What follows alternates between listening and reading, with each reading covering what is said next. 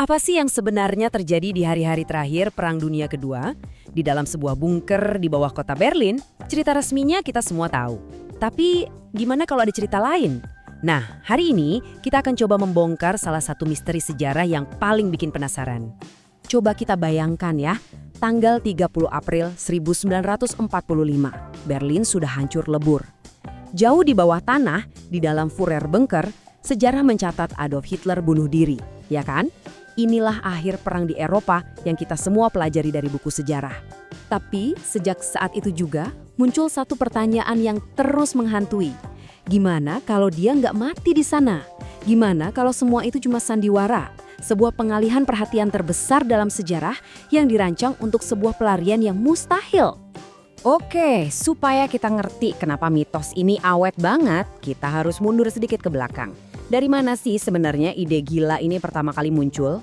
Anehnya nih, benih keraguan itu pertama kali disebar oleh pihak Soviet. Di tengah kekacauan Berlin, mereka sengaja menyebar laporan yang simpang siur. Kenapa? Ya mungkin buat bikin sekutu barat mereka jadi was-was, atau biar citra musuh bebuyutan mereka masih jadi buron. Apapun alasannya, cara itu berhasil. Dunia jadi bertanya-tanya. Nah, karena gosipnya makin kencang, intelijen sekutu jelas nggak bisa tinggal diam. Mereka harus cari tahu kebenarannya. Tim investigasi pun langsung turun ke reruntuhan Berlin, mencari satu-satunya sumber yang tersisa, orang-orang terakhir yang melihat Hitler hidup. Jadi, apa aja sih petunjuk yang bikin orang-orang percaya kalau dia berhasil lolos? Yuk kita bedah argumen utama dari teori konspirasi ini. Argumennya tuh biasanya berputar di beberapa poin ini. Jenazahnya nggak pernah ditemukan utuh, jadi muncul ide soal adanya orang pengganti. Terus ada yang namanya Red Lines. Ini jaringan pelarian yang beneran ada loh, yang bantu para petinggi Nazi kabur ke Amerika Selatan. Logikanya kalau mereka aja bisa, kenapa pemimpin mereka nggak? Nah ini nih, salah satu kesalahpahaman paling umum. Banyak yang nunjuk berkas FBI yang isinya laporan penampakan Hitler di mana-mana.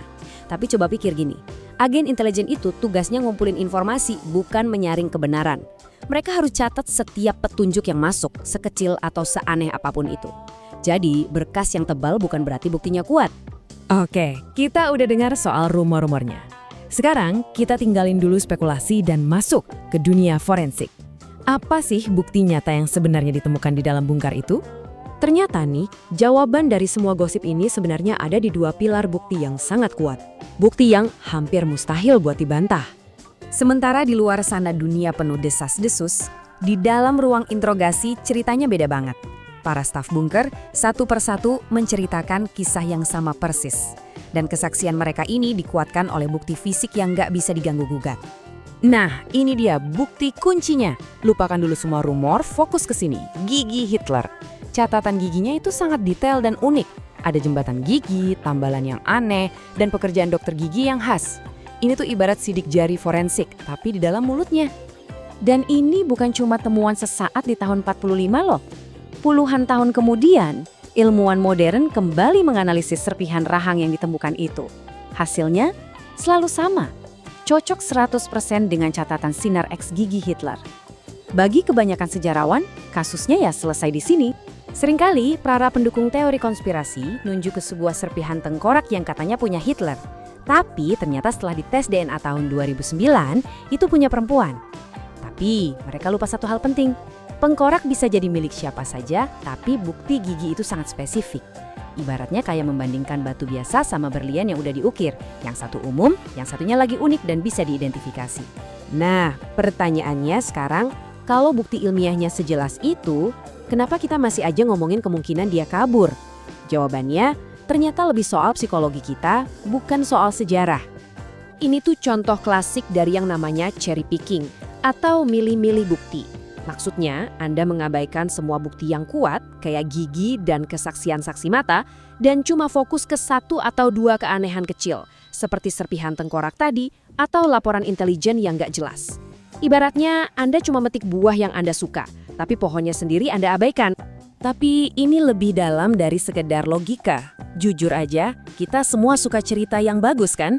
Dan cerita soal pelarian rahasia ke Argentina itu jauh lebih film daripada akhir yang suram di sebuah bunker.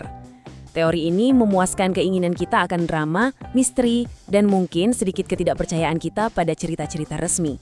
Oke, jadi setelah kita timbang antara mitos dan fakta, kesimpulan akhirnya gimana? Pada akhirnya, intinya begini. Cerita pelarian itu memang fiksi yang menarik, tapi kematian dibongkar adalah fakta sejarah yang didukung oleh bukti. Dan dalam sejarah, bukti seharusnya selalu menang atas cerita yang enak didengar. Dan ini penting banget. Karena kalau kita terlalu asyik sama fantasi pelarian ini, kita berisiko lupa sama pelajaran yang jauh lebih krusial. Bagaimana seorang tiran bisa sampai berkuasa, dan kehancuran seperti apa yang dia sebabkan. Itulah sejarah yang sebenarnya harus kita ingat. Nah, ini meninggalkan kita dengan satu pertanyaan terakhir. Ketika sebuah mitos terasa jauh lebih menarik daripada kebenaran, mana yang akan kita pilih untuk diingat?